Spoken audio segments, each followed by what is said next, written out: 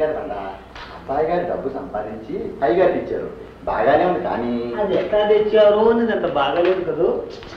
ఆ మాటకొస్తే అమ్మగారు మరీ ఇంత కరెక్ట్ గా ఉండటం కూడా ఏం బాగోలేదు బండ. అబ్బాయి గారు చేయవలసిన పైన అదే మా గురూజీ అయితే. మా గురూజీ మటుకు అమ్మ తాళంచు, మాకు డబ్బు కావాలి అంటూ తాళం చెవి ఇలా లాక్కుంటాడు రా. తర్వాత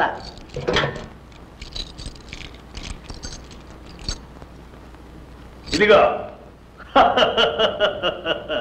అంటాడు రా గురూజీ. ఈరా అంటే ఈరా. అదెట్టాలే, అమ్మగారంటే కొండంత భయమైనప్పుడు అట్టా ఎట్టా. అదే మా గురూజీ అయితే ఏం చేస్తాడో తెలుసా?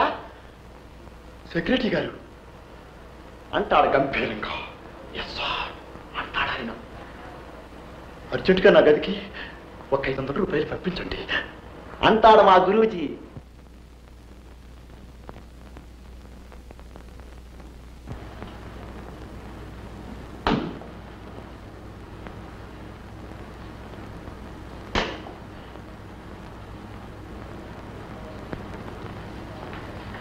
బండా టైం అయింది, నైవేద్యాలు ఆనక పెట్టచ్చు.